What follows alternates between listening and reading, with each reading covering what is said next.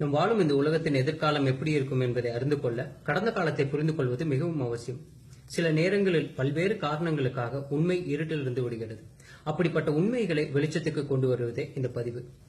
உண்மை பாதையில் உங்களை சிந்திக்க தூண்டுவதே இந்த பதிவின் நோக்கம்.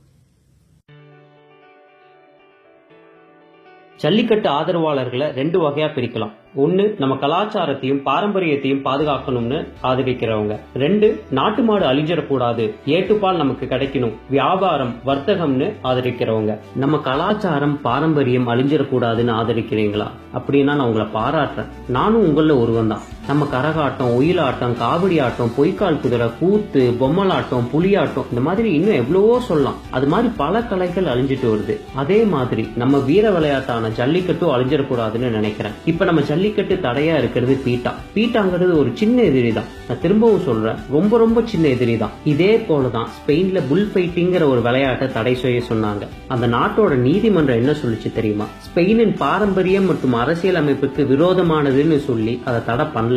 அப்ப நம்ம கலாச்சாரத்தை ஒரு வெளிநாட்டு அமைப்பு, அதாவது அமெரிக்கால தலைமையகம் வச்சு செயல்படுற ஒரு அமைப்பு தடை செய்யறதா? அமெரிக்கா தான் உலகத்திலேயே அதிகமா மாட்டு இறைச்சி இறக்குமதி செய்யற நாடுங்கிறத நான் இப்ப சொல்லிக்க விரும்புறேன். அப்படிப்பட்ட பீட்டாவே சின்ன எதிரினா நம்ம பெரிய எதிரி யாரு? சொல்றேன் கேளுங்க. நாட்டு மாடு அழிஞ்சிடக்கூடாது, ஏட்டுப்பால் வியாபாரம் வர்த்தகம்னு சொல்லி ஜல்லிக்கட்டு ஆதரிக்கிறீங்கன்னா சில உண்மைகளை நீங்க தெரிஞ்சுக்கணும். உலகிலேயே அதிக பால் மற்றும் பால் பொருட்களை உற்பத்தி செய்யற நாடுகள்ல முதல் இடத்துல இருக்கிறது இந்தியா.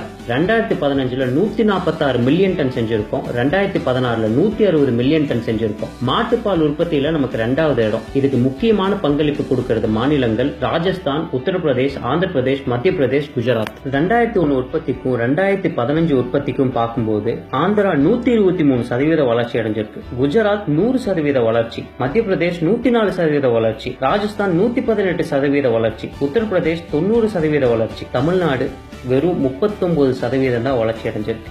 ஏன்? ஒருவேளை நாட்டு மாடுகளை காப்பாத்திருப்பாங்களோ? இல்லவே இல்ல. 100 வருஷத்துக்கு முன்னாடி 130 நாட்டு மாடு இனங்கள் இந்தியாவில இருந்துச்சு.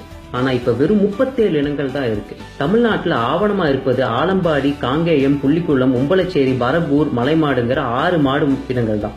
அதுலயும் புள்ளிக்குளம் வேகமா அழிஞ்சிட்டு வருது. 90களில் 90,000 மாடுகள் இருந்தது, இப்ப வெறும் 21,000 மாடுகள் தான் இருக்கு. ஆவணம் செய்யற முன்னாடியே புங்கனூர், நாட்டான், துஞ்சித்தலை, தொண்டைநாடு, தென்பாண்டி, தம்பிரான், எரிச்சலை, மணப்பாறை, வடக்கரை, கொல்லிமலைன்னு பல மாடு இனங்கள் அழிஞ்சிருச்சு. நீங்க கேட்கலாம், நம்ம அரசாங்கம் இதுக்காக எந்த திட்டமும் போட கிடையாதான்ட்டு. 91க்கு மேல வந்த எந்த அரசாங்கமும் நாட்டு மாடை பாதுகாக்கணும்னு ஒரு திட்டம் கூட போட கிடையாது. உங்க மனசுல தோணும், ஜெயலலிதா ரொம்ப தெய்வ பக்தியுடையவங்களே, அவங்க எதுவும் செய்யலையான்ட்டு. அவங்க அரசாங்கம் என்ன செஞ்சதுன்னு நான் சொல்றேன். தமிழர்களோட கலாச்சாரமும் பாரம்பரியமும் ரொம்ப பழமையானது. என்னதான் இந்து மத அறநிலையத்துறை ஆங்கிலேயர் காலத்திலேயே தொடங்கினாலும் இந்த திராவிட ஆட்சியில தான் கோவில் சொத்துக்கள் அதிக அளவுல அபகரிக்கப்பட்டதா ஒரு புலிவரம் சொல்லுது. 2013 கடைசியில திருவானமலை கோவில் கோஷலால் இருக்கிற மாடுகள் பல திடீர்னு இறந்து போக மெட்ராஸ் ஹைகோர்ட் அறநிலைத்துறை கீழ் வரும் கோயில் உள்ள கோஷலாக்களை ஆய்வு செய்ய உத்தரவிட்டது. பல கோடி வருமானம் வரும் கோவில்களுக்கு கோஷலாவை பராமரிப்பது பெரிய விஷயம் இல்ல. ஆனா ஆய்வின் முடிவுகள் ரொம்ப அதிர்ச்சியை கொடுத்தது. கோவிலில் மக்கள் காணிக்கையா கொடுக்கிற மாடுகள் நிலை ரொம்ப மோசமாக இருந்தது. மாடுகள் பல நாள் பட்டினி போடப்பட்டு இருந்தன. மாடுகளால நடக்கவோ சாப்பிடவோ கூட முடியல. சில காட்சிகள் ஏதோ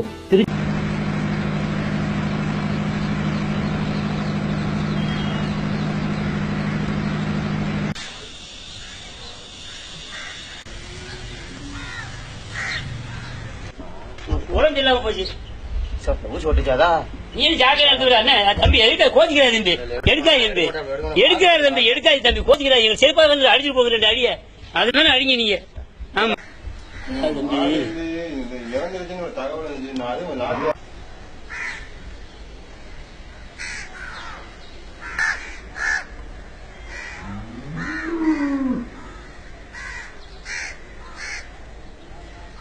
திருச்செந்தூர் முருகன் கோவிலுக்கு காணிக்கையாக வந்த 5389 மாடுகள் காணவில்லை.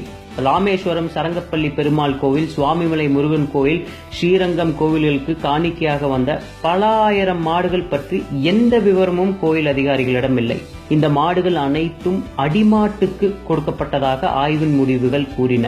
2008 $1,39,27,176 ரூபாய் செலவில் 240 ஏக்கரில் பழனி கோவில் அருகே கட்டப்பட்ட கோஷலாவில் 2014 ஆய்வின் போது அங்கு வெறும் 6 மாடுகளே இருந்தன.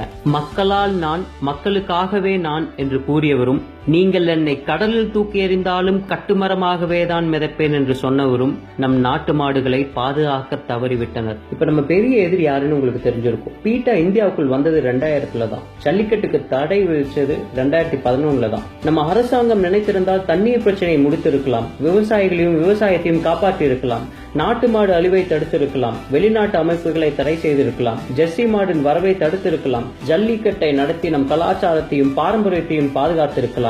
செய்ய தவறிவிட்டார்கள். நமக்கு தேவை நல்ல அரசாங்கமே. இனி நாம் என்ன செய்யலாம்? பால்துறை வளர்ச்சிக்கு 2 அமைச்சர்கள், நல்ல படித்த துடிப்பான இளைஞர் மற்றும் அனுபவமிக்க விவசாயி. நாட்டு மாட்டின் அழிவை தடுப்போருக்கு தமிழ்நாட்டின் மிக உயர்ந்த விருதை தந்து கௌரவப்படுத்த வேண்டும்.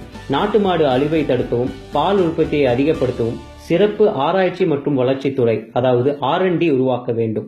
காடுகளில் ஆரோக்கியமான மற்றும் தரமான புல் உற்பத்தி செய்து நாட்டு மாடு வைத்திருக்கும் விவசாயிகளுக்கு மாட்டு தீவனமாக இலவசமாக தர வேண்டும். கோவில்களில் காணிக்கையாக வரும் மாடுகளை சீமன்பட்டி கோஷலாவுக்கு கொண்டு வந்து HRNCE அறநிலையத்துறை பராமரிக்க வேண்டும். செய்ய தவறும் அதிகாரிகளை கடுமையான சட்டம் மூலம் தண்டிக்க வேண்டும். ஜல்லிக்கட்டை எதிர்க்கும் அமைப்புகளை பாரம்பரியம் மற்றும் அரசியல் அமைப்பிற்கு விரோதமான அமைப்புகள் என்ற சட்டத்தின் கீழ் தடை செய்ய வேண்டும். பள்ளிக்கூடங்களில் விவசாயத்தை கட்டாய கல்வியாக்க வேண்டும். ஜல்லிக்கட்டின் போது வெளிநாட்டு சுற்றுலா பயணிகளை ஈர்த்து வரும் வருவாயை நாட்டு மாட்டு வளர்ச்சிக்கே பயன்படுத்த வேண்டும். நாட்டு மாடு வளர்ப்புக்கு என்று சிறப்பு வங்கி கடன் வழங்கப்பட வேண்டும். இப்படிக்கு உங்கள் அசோக் ஸ்ரீநிதி மற்றும் சதீஷ். இனிய பொங்கல் நல்வாழ்த்துக்கள். வந்தே மாத்திரம். ஜெய் ஹிந்த்.